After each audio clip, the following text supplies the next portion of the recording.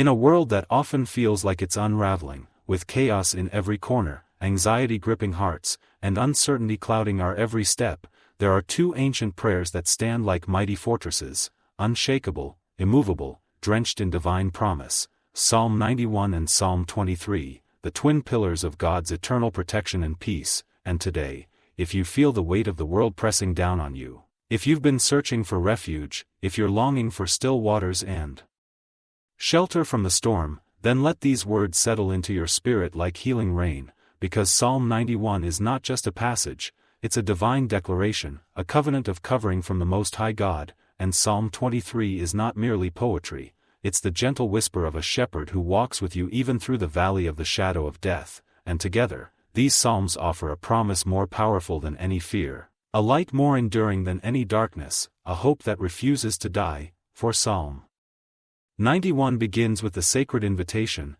"He that dwelleth in the secret place of the Most High shall abide under the shadow of the Almighty," and in that single verse, God draws a line between those who merely know of Him and those who rest in Him, who trust in Him, who live under His wing like a child tucked into the embrace of a loving Father. And as you read on, the promises unfold like a blanket of security: deliverance from the snare of the fowler, protection from deadly disease, angels commanded to guard you in all your ways, and a voice from heaven saying, "Because he hath set his love upon me, therefore will I deliver him." And this is not poetic flourish, it's a spiritual contract written in the ink of God's own faithfulness. But how do you step into that secret place? How do you abide in His shadow when life feels like it's falling apart, when prayers seem to echo into silence, when the storm is louder than the still small voice? And that's where Psalm 23 speaks, because the Lord is not only your refuge, He is your shepherd. And David's psalm doesn't promise an easy path, but a guided one, a path where provision, restoration, and divine companionship are guaranteed.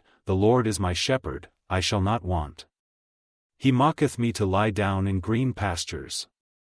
He restoreth my soul." And when the darkness falls and your heart trembles, remember, "Yea, though I walk through the valley of the shadow of death, I will fear no evil, for thou art with me," not beside you sometimes or behind you occasionally, but with you always, with a rod to protect and a staff to guide, preparing a table before you in the presence of your enemies, and anointing your head with oil until your cup runs over with favor. And when you feel abandoned, when you feel forgotten, let this truth take root in your soul: "Surely goodness and mercy shall follow me all the days of my life," not because you earned it, not because you're perfect, but because He is, and because His covenant of love never breaks, never fades, never wavers. And what would happen if you truly believed this? If you woke up each morning declaring Psalm 91 over your family, speaking Psalm 23 over your future, claiming every promise not with doubt but with boldness, saying, "No evil shall befall me, neither shall any plague come nigh my dwelling,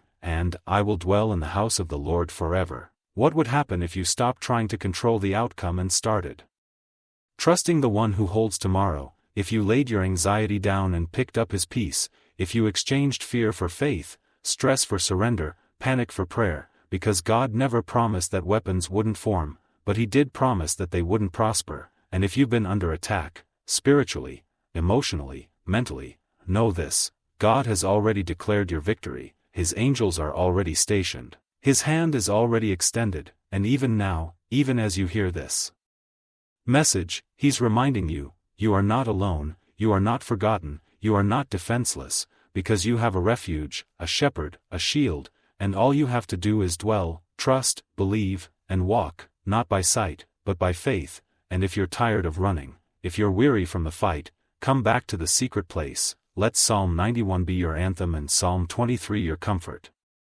Speak them daily, declare them boldly, and let their power change your atmosphere, because the enemy trembles when a child of God understands who they are and what they carry. And these psalms are your inheritance, your identity, your spiritual armor. So hold them close, write them on the tablets of your heart, teach them to your children, whisper them in the night, and know this: the God who spoke the stars into being knows your name, sees your pain, and walks with you through it all. And if you're hearing this now, it's not by accident, it's a divine appointment, a heavenly reminder that it's time to come home, to rest in His presence, to let His promises wrap around your heart like a warm embrace, because even now, He is preparing a place for you where peace flows like a river, where fear has no voice, and where goodness and mercy chase you down. So don't keep this to yourself. Share this message with someone who needs to hear my voice today, like this video.